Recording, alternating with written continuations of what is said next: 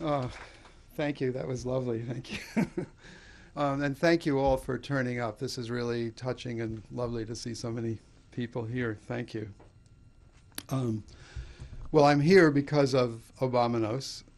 Also, by the way, because of another sort of novelty item, 1 million, which is a book that contains 1 million dots that I first published in 1970. But a couple of editions. Here's a brand new edition just out from Abrams Image. Now, Carl has given a really the summary of the book that I was going to give, which actually is good because I want to keep this short and get to the part where we talk together and you answer questions or make statements and I respond to them. Because in my experience, that's always the best part of this kind of thing. Originally, when I was thinking about what I would say tonight, I was going to wax nostalgic about the exhilarations and the terrors of the campaign and the joy of election night and the inauguration, and then follow up with a discussion of how Obama has collided with reality, and how we've all come down from the extraordinary high of that moment, as we inevitably would. And I'm still going to do that. I'm going to touch on that at the end. But first, I want to talk about something else.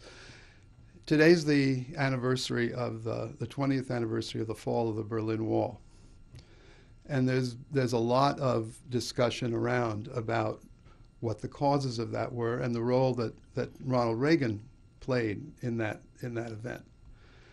So I want to say a few things about that. First, I want to tell you a little story about.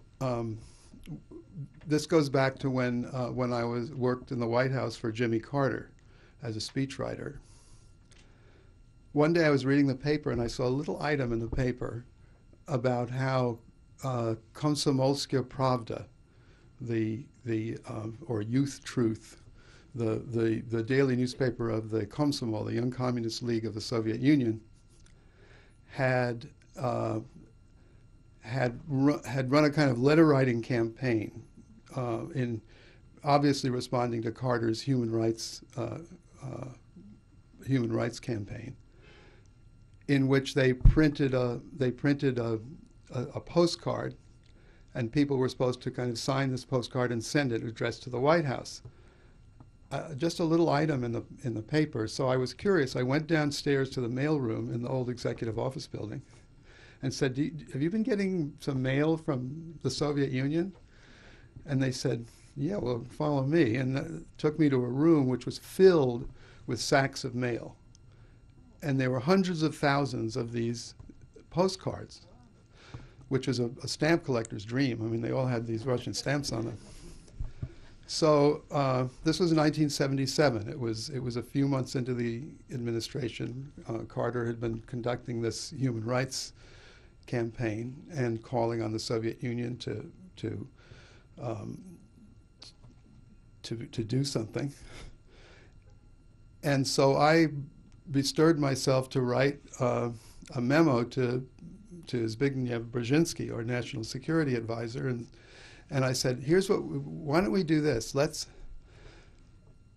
have Carter write a letter to the editor of Komsomolskaya Pravda, in which he explains that we have a democracy, that we don't have one party. We have as many parties as people care to have, but certainly we have two, and there's a very big difference between two and one. Let's give them a little lesson in democracy. Let's write this letter, take it down to the corner post office mailbox, put it in the mail. Of course, through the State Department, we'll let them know that it's coming. But let's see what they do. And Brzezinski thought this was a terrific idea. I wrote the letter. We were ready to go with it. And then he checked with the State Department. And normally I tended to be on Vance's side, on the sort of dovish side of the split in the Carter administration. This time I was very much on Brzezinski's side, but the State Department put the kibosh on this idea, and it never happened, because they were worried about the effect of questioning the legitimacy of the Soviet Union, because that's what this would have done. Now, I think that Carter's human rights policy, as Havel believes, had a very large impact on the process that led to the disintegration and fall of the Soviet Empire and of communism in Europe. But I have to admit now, well, let me talk about Reagan for a minute, because Reagan turned out to be a surprising figure. The first Reagan that came along was a scary, certainly to me, character. And he didn't seem to understand the difference between communism and liberalism. He had a Manichaean view, seemingly. He called the Soviet Union the evil empire, which at the time I disapproved of. I thought it was juvenile. And the conservatives and the neoconservatives embraced him because they thought, finally, here's somebody with an understanding that there are some things you can't compromise with, that somebody with a tragic sense of history who understands that it's not a matter of miscommunications if we just explain ourselves a little better, be a little nicer, that everything will be fine with the Soviet Union, that we have to confront them. And that's what Reagan seemed to be. Well, then, when Gorbachev came along, Reagan turned out to be a more surprising and unpredictable character. Turned out he had his own ideas. And he had been saying for years that if he could just get the Soviet leader into a helicopter and fly him over an American suburb and kind of look down and say, see that little house down there, and see that little round thing? That's a swimming pool. And those two cars, they belong to this guy. He's a worker. They belong to him. He thought that the Soviet leader would think, well, gee, that looks pretty good. Maybe we should try some of that. Now, that was a ridiculously naive thing to believe, but essentially that's what happened. Essentially, that's what happened. And Reagan kept issuing these surprises. Another one was, I remember I was at the New Republic at the time, and there was a big kind of argument over the nuclear freeze question.